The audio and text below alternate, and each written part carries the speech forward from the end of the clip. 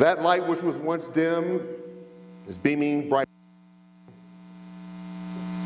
And the goal is now to continue, not to start, but to continue to take very intentional and systemic and sustainable steps to finally emerge from that tunnel, that dark tunnel altogether. And therefore, my message to you today is that it's morning, as it really is. It's morning, and it's a new day in the Kansas City Public Schools. And I want you to repeat that with me. It's morning, and it's a new day in KCPS. All right, and so,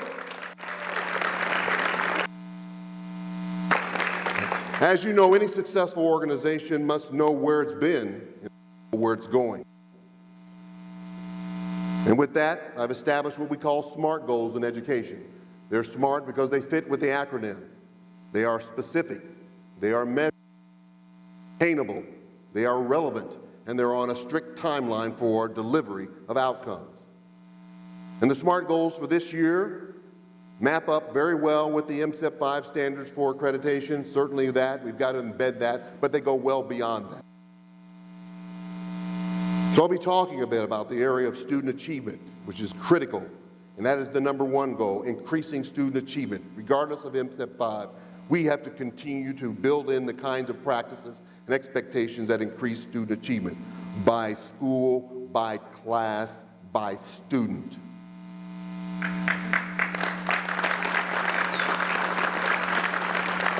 The second goal focuses on preparing our students to be career and college ready. And the goal is to make sure that at the brink of decision, at the brink of the moment that a student is matriculating or moving from this organization into career or college, it's their choice. It's their choice. Whether they choose to go to career right away or go to college right away, we want to make sure that we position our students so it's their choice.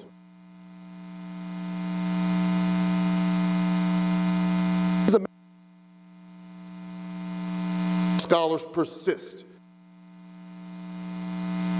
Cases they are persistent.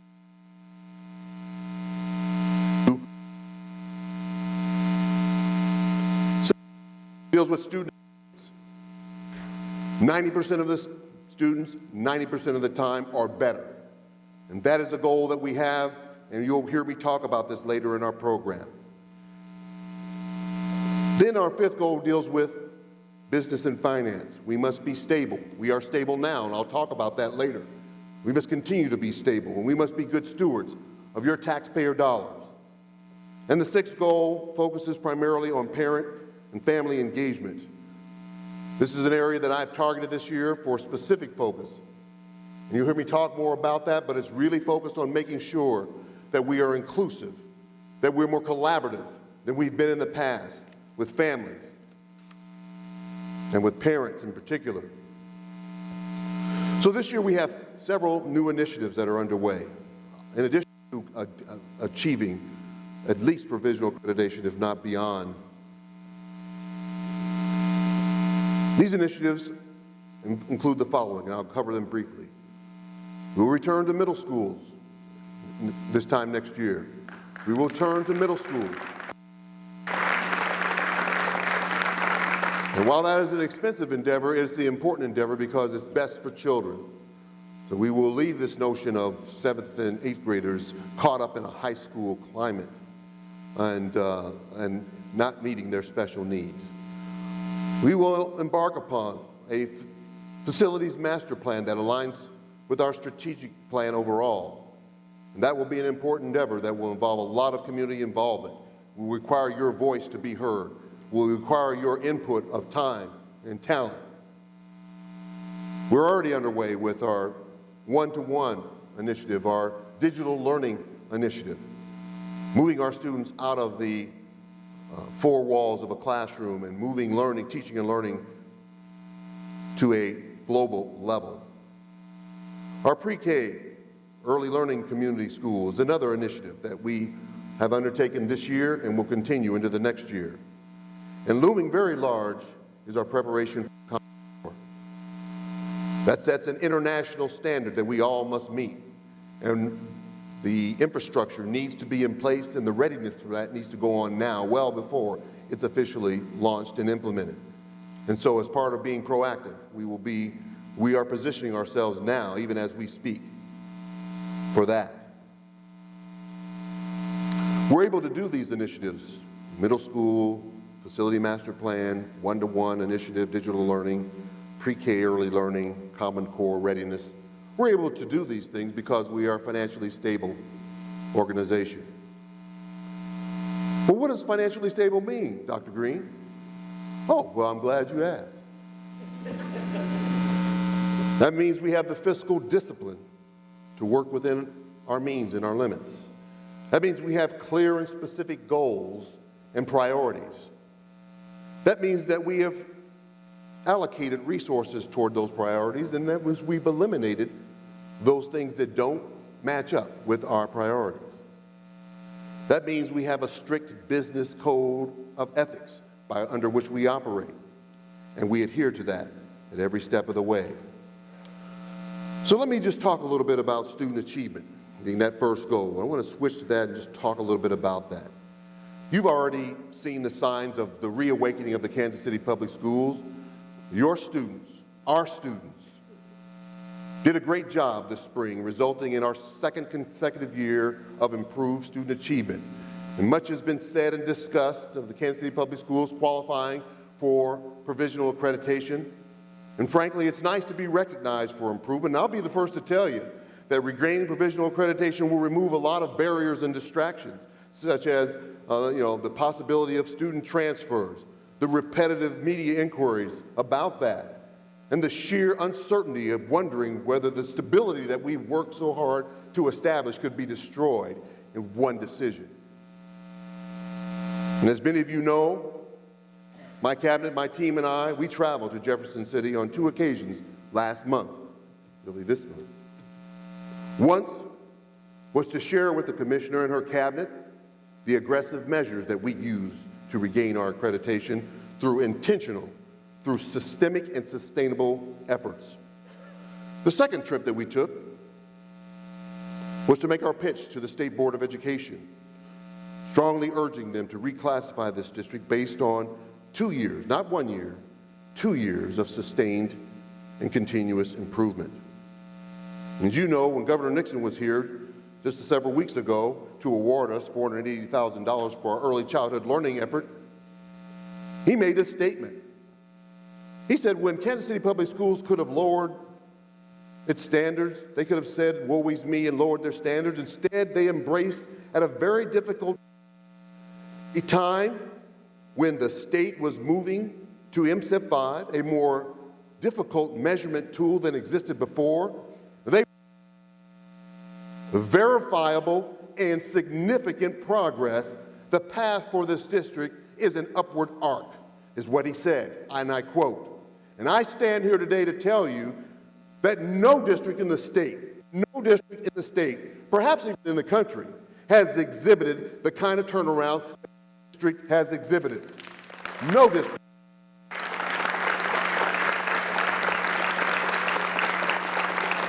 In fact, I kind of liken it to being 0-4, Mr. West, 0-4 1 year and 4-0 the next year. Go Chiefs!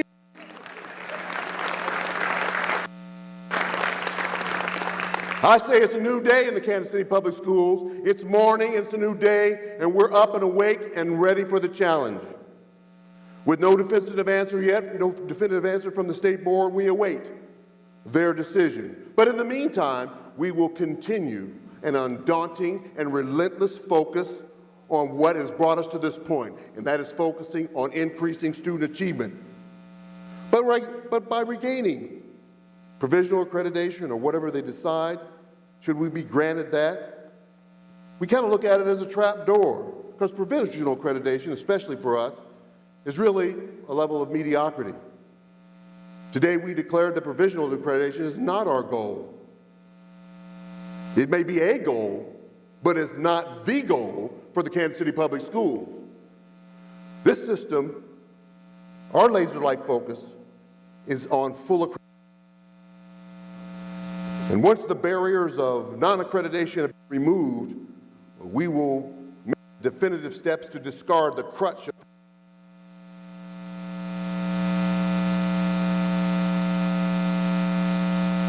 nothing.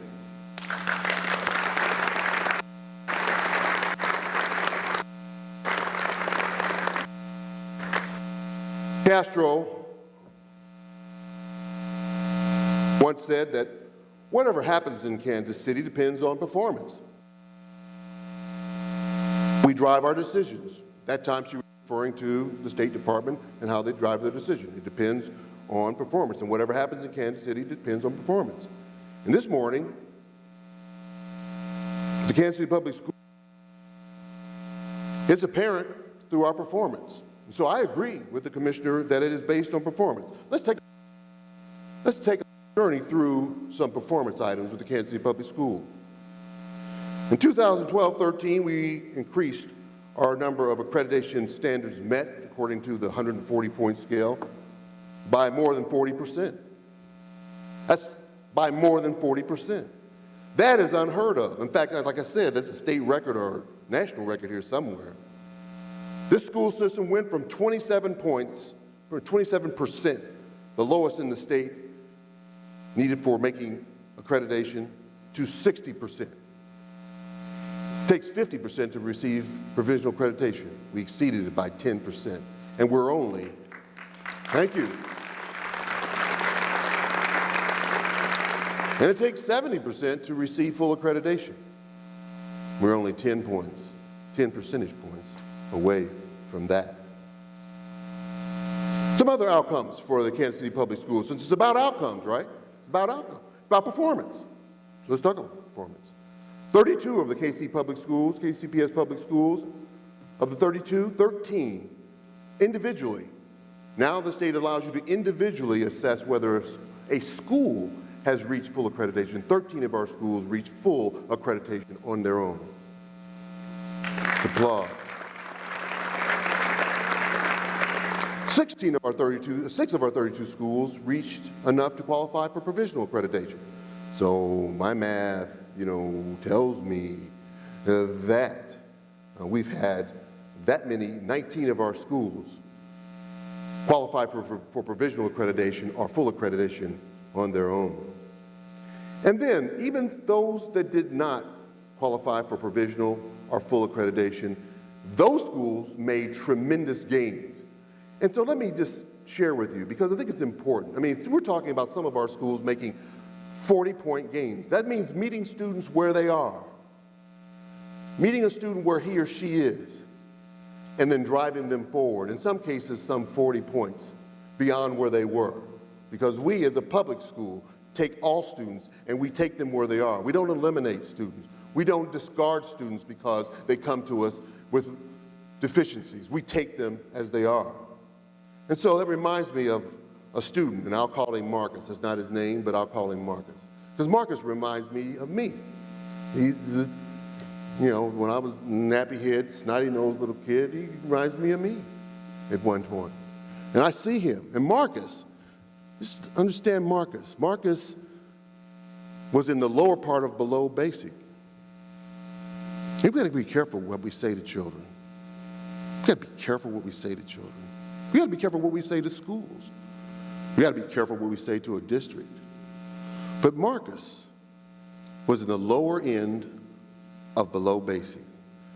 But in the course of the last year, with the full court press that we had on and the attention, Marcus went to Saturday school, Marcus went to tutoring, Marcus went to spring break school. Marcus grew 40 points. We had other Marcuses who grew 40 points. Now Marcus is still below basic, but Marcus grew 40 points. So what do we say to Marcus? We can say one or two things.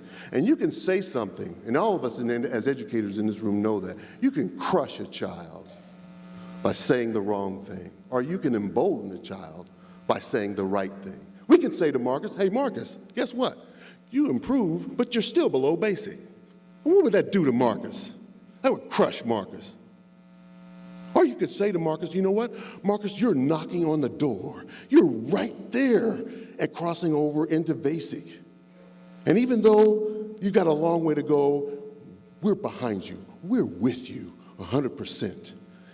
That will embolden Marcus. That will make Marcus aspire to do better. And I say we got to be careful what we say to children. We got to be careful. We got to be careful what we say to a school, even though it's below the APR provisional accreditation. What do we say to that school as it makes its climb and it grew 40 points? What do we say to a district that has made the kind of progress we've made? We got to be careful what we do to the minds of children and the minds of people who work with children. So I say to us, as we continue our march toward full accreditation and beyond, we're right there knocking at the door. We're right there at the cusp of the kind of greatness that you would expect from us. And we hope and we pray that we will not be deterred, we will not be distracted, we will not be in some way negatively interrupted by our course and our progress. Let me talk about a few other just things about performance or outcomes, since it's about outcomes. We had 16 students this year who graduated simultaneously with a Kansas City Public School high school diploma and an associate's degree from the Metropolitan Community College in Penn Valley. And this year, we will have 36 students who are on track to accomplish that same feat. I think that's an accomplishment. Now let me just answer another question here, because I keep hearing this too. Well, you got your points, you got the points for Kansas City Public Schools for provisional accreditation, but all of your points were in areas that were, there were participation points. They weren't on test scores.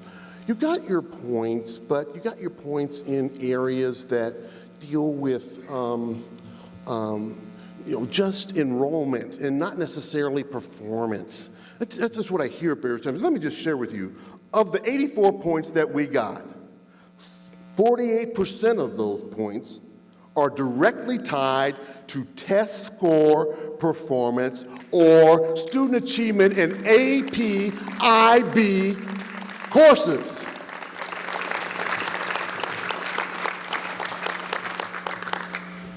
And we will continue to increase our enrollment and our engagement in International Baccalaureate, advanced placement. I very much concur with the Commissioner's remarks around increasing access. I worked for the College Board for 8 years. I understand what has been happening with students being tracked away from and weeded away from high academic courses like advanced placement and IB, based on a lot of different things that people would cook up, teacher recommendation, your reading scores at second grade determine whether you get into advanced placement when you're 11th grader. I know what happened in a lot of schools where students who were preconceived by somebody not to be college ready didn't get into AP. So I agree with the whole notion of a more inclusive involvement in advanced placement and in International Baccalaureate. But even those things that I just outlined, those accomplishments, those things that deal with achievement, that's great news, but it's not enough. Because all of our students aren't being successful in the Kansas City Public Schools in the way that we'd like. And we continue to have pockets of underperformance that we have to address. For instance, I'm fully aware, we were fully aware as a cabinet, early before the scores were even published. Remember, they give them to us, and then there's this embargo period, and we knew that we did not receive any points in English language arts, and that is unacceptable, and we are on our march to adjust that challenge. We know that many of our students, that means that they're not reading at the grade levels they need to, they're not able to comprehend and draw inferences and make conclusions the way they need to. We know what that means, and so the data shows that we must address that, and that's the purpose of the APR, or the Annual Progress Report, is it illuminates areas that you need to focus on to get better. It also highlights areas where you showed strength and showed improvement. So as a team, we were profoundly disappointed, but we were not discouraged when we saw the data. And so to that end, in this area of English language arts, sometimes referred to as COM Arts, To that end, we have targeted 3 areas that we're going to spend our efforts focusing on. 1, we're instituting learning objectives in our schools that focus on literacy learning targets and instruction. 2, we are looking at our #1 resource, which is our teachers. And we're going to work with them collaboratively to help them manage students and manage their data and identify students who need help earlier, our system, so of tailoring and customizing support. And 3, we will continue to make students the CEOs of their own learning. And our digital initiative, which will move learning outside of the 4 classroom walls, will hopefully provide an opportunity for our students to engage in study and engage in literacy skills, the kinds of assignments that we can make that will take them beyond just the school day and the 4 walls of the classroom. And what's interesting, we were looking at points when we were projecting where we were going to be, and we were hoping that we would get some points in the English language arts. And we didn't get any, either in the subgroup area or the overall achievement area. Had we gotten those points, I could be very well standing before you talking about we were at 99, 100, 101 points, or the percentage being well over 70, and we'd be sitting here talking about full accreditation had we gotten the points in that area. But we recognize the challenge that's before us. We own that challenge, and we're up to the academic challenge that we must face. So what time is it? It's morning. Repeat after me. It's morning. And it's a new day in the Kansas City Public Schools. It's a new day in Kansas City Public Schools. Most of us have an enduring vision of what childhood was like. When you think about it, some of you now, some of us have to go back a little farther than others. That's all right. Think back when you were in high school, middle school, stretch a little bit, elementary school, think back. Most of us have an enduring feeling about that. We saw a teacher who was smiling, was excited to see us come. We saw a friend, saw someone who was in our corner. And I'm proud to say that Kansas City Public Schools has taken the major steps to support its teaching staff because we realize how vitally important they are. We've increased salaries and we're placing teachers among the more competitive in the metro area when you combine our overall benefits package.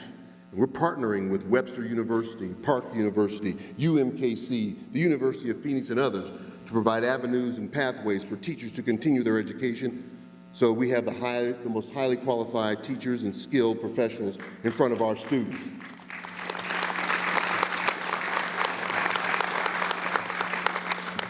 And thank you to the board, because we take the privilege of being able to honor, through our terrific teammate award at every board meeting, we honor our teachers and what they've done.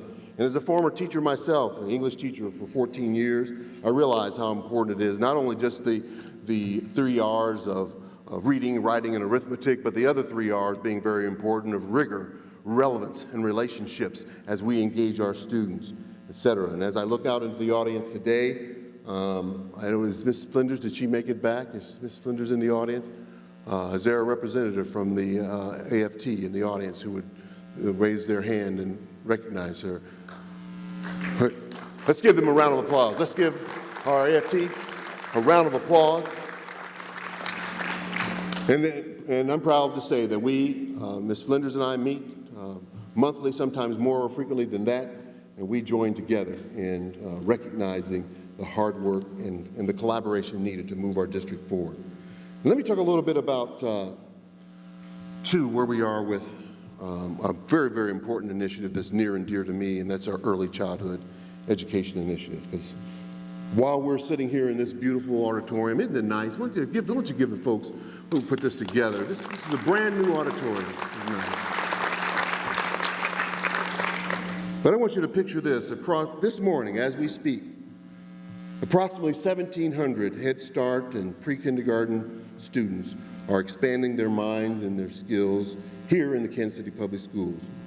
And we aren't talking about daycares, just babysitting. We're talking about students learning to reason more intelligently. We're talking about students becoming interactive learners. We're talking about students that are asking tough questions and are answering tough questions. And this is great news, but we can do better in this area.